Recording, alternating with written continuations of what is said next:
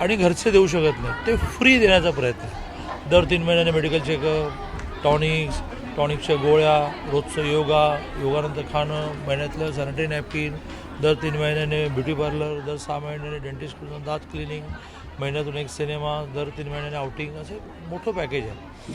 करता करता मानसीच्या एका वर्षामध्ये 19 ब्रांचेस झाल्या, 850 नोंदणी झाली, ₹1 कसाचाही फी नाही. आम्ही सगळंच कोथरूडसाठी केलं, आता आम्ही सगळंच ओपन करतो आहोत.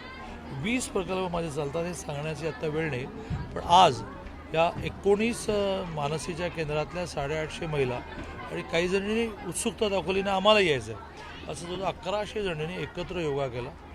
अप्रतिम सामूहिक योग दर्शन या निमित्ताने झालं. दादा, विद्यार्थ्यांच्या मोठी संख्या या ठिकाणी पाहायला मिळते. विद्यार्थ्यांच्याच संदर्भातला प्रश्न आहे.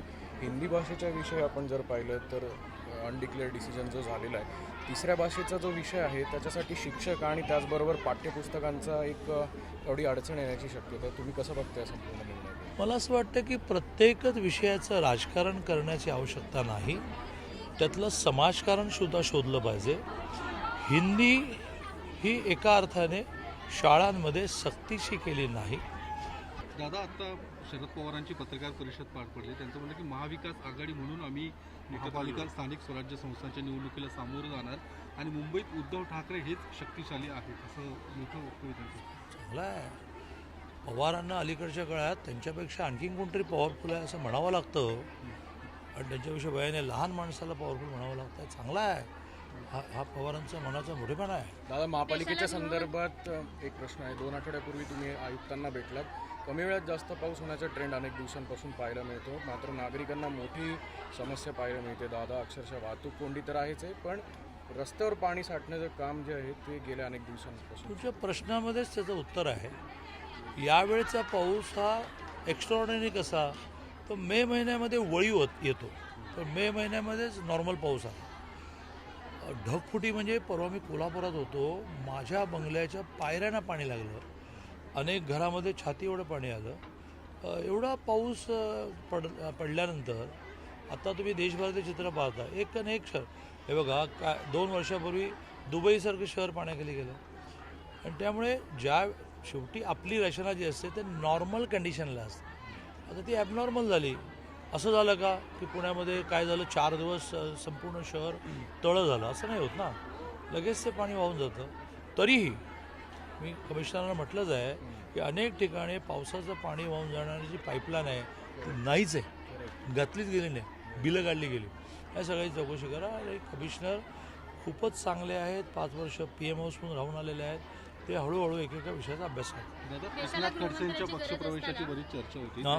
एकनाथ खडसे यांच्या भाजप प्रवेशाची चर्चा होती. त्यांनी आता म्हटलं की माझ्या पक्षप्रवेशाचा विषय कधीच संपलेला आहे, तर त्यांच्याकडून त्यांनी पूर्णविराम या सगळ्या चर्चांना दिला. राजकारणात कधी पूर्णविराम नसतो, राजकारणामध्ये स्वल्प विराम असतो. त्यामुळे पूर्णविराम नाथाजी म्हणत असतील चुकीचं आहे. उद्या तुम्हीच प्रश्न विचारा, तुम्ही तर म्हणाला होता जाणार नाही, मग आज कसे गेलात?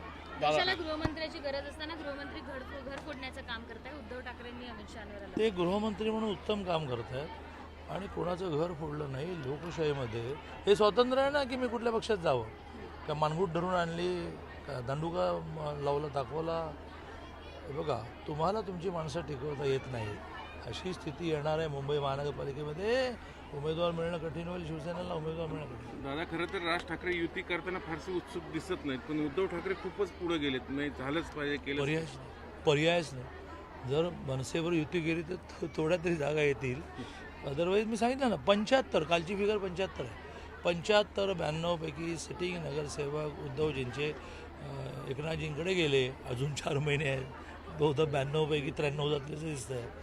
त्यामुळे आता त्यांना एकच आशा आहे, त्यांनी शरद पवारांना बरोबर घेऊन पाहिलं, त्यांनी काँग्रेसला बरोबर घेऊन पाहिलं, काही जमलं नाही. 20 आल्या, 10 आल्या, 16 आल्या, आता ते मनसेला बरोबर घेऊन प्रयत्न करत आहेत. चांगलं आहे, लोकशाहीमध्ये समोर विरोधक चांगले असायला पाहिजे. ओंकार कदम हा भाजपचा पदाधिकारी आहे आणि त्याने महापालिकेतल्या वैद्यकीय ज्या महिला अधिकारी आहेत त्यांना याच्यावर देवेंद्रजी बोलले आहेत की आम्ही कोणाची दादागिरी कार्यकर्त्याची नेत्याची सहन करणार नाही आणि त्यांना देवेंद्रजींची कार्यपद्धती अशी आहे की ते ओपनली काही करत नाही. त्याने सायलेंटली ओंकारला जी काही सूचना द्यायची ती त्यांच्या बोलण्यातूनच दिली आणि निरोपी पाठवला की हे चालणार नाही, पार्टी सहन करणार. एबीपी माझा, उघडा डोळे बघा नीट.